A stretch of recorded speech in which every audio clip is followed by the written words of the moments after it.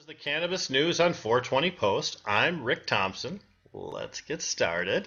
Well, Michigan businesses will no longer have to receive a license under the medical marijuana program before obtaining a license for the adult use cannabis market in Michigan. That's according to a new directive issued by the Marijuana Regulatory Agency just before 5 p.m. yesterday. Now, that program begins in March of 2021.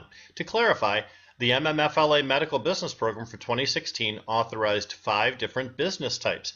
When we wrote the Adult Use Cannabis Program as a voter-directed initiative, passed in 2018, we protected the original program by denying anyone the right to ignore the medical program and jump directly into the adult use licensing scheme for 2 years or just 1 single year if needed. The adult use program is a more intellectually derived functional business program than the medical program created by the legislature. And the adult use rule set is highly preferred by business professionals, and those professionals didn't want to wait the full 2 years to operate without the burdens of that medical business program. They convinced the MRA to use the one-and-done option we created within that program, within the adult use program's language. And what does that mean for consumers? Probably fewer medical-only centers in Michigan for starters, but also a greater success potential for those businesses whose cities do allow them to service more than just medical population. And in Michigan, those cities are few and far between. Now, you may have heard there's a pandemic sweeping the globe. It's been in all the papers. Yeah. Apparently, someone just told Las Vegas. They responded by canceling the huge MJ BizCon Cannabis Industry Convention. It was scheduled for this December.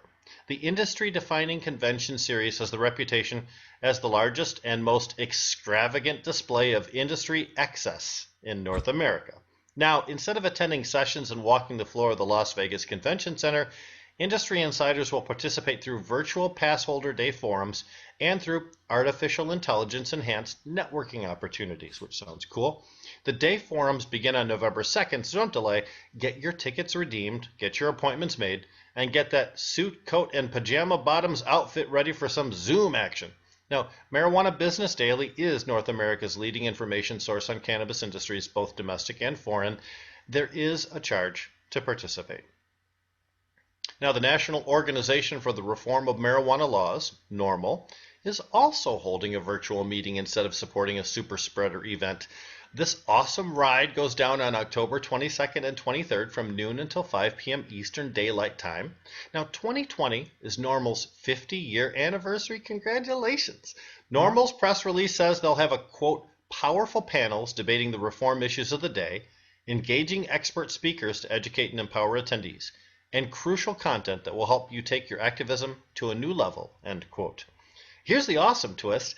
This is described as a virtual pay-what-you-can event. You know what that means. If you got a couple bucks, give it. If you don't, don't. Register to participate online and make whatever donation you can to support the nation's longest-running cannabis advocacy organization. Sign up at normal.org. Now, full disclosure, I sit on the board of directors of Michigan's NORML chapter, but even if I didn't, they would still be cool. Another event that converted from an in-person function to a virtual experience was the Americans for Safe Access 2020 National Cannabis Unity Conference. Now, that was held 6 months ago in cyberspace, but you can now watch the entire virtual event for free on YouTube. ASA has made the tapes available for viewing at no cost, which is how it should be if you're truly trying to promote unity. Now, you can check out my friend Steph Shearer and others as they discuss how to promote cannabis locally, how to form lasting networks that are mutually beneficial, and how to properly interact with local officials who seem to have their facial hair stuck in their rectal area. Again, you can find these videos on YouTube or at the Americans for Safe Access website, safeaccessnow.org. One last item. Happy birthday to John Sinclair. The father of the modern cannabis revolution is 79 years young last Friday, and we wish him many happy returns.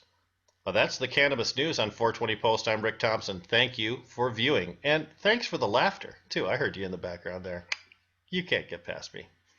Well, I want to mention I was on Rick's show yesterday, Jazz Cabbage Cafe, when John Sinclair came in, did about a half an hour appearance. And I know you plan to cut that out of the full length of the 2 hours and post that separately, right? Oh, absolutely. And we got John to talk about his involvement in unseating Richard Nixon. And the Watergate conspiracy, I know Mike was fascinated by that story. It's really a good listen. And Once that's out I've on YouTube, never heard that story anywhere from anyone before, it's so. amazing. Yep, it really is, and you'll get the full story if you tune into the Jazz Cabbage Cafe. We're on YouTube, and you can check those episodes out there, or you can look on the Jazz Cabbage Cafe Facebook page. Yeah, great show. And then you had somebody in from the city. I'd never met the gentleman before, Greg, talking about what may or may not happen in the city of Detroit going forward. So we'll give them a little teaser on that, and they can be able to listen to or actually see what Greg had to say when you post that on your YouTube page, right? Very illuminating. Greg is a city planner who just discussed some of these cannabis issues with Mayor Mike Duggan. What he had to say was very interesting. Check it out. Absolutely.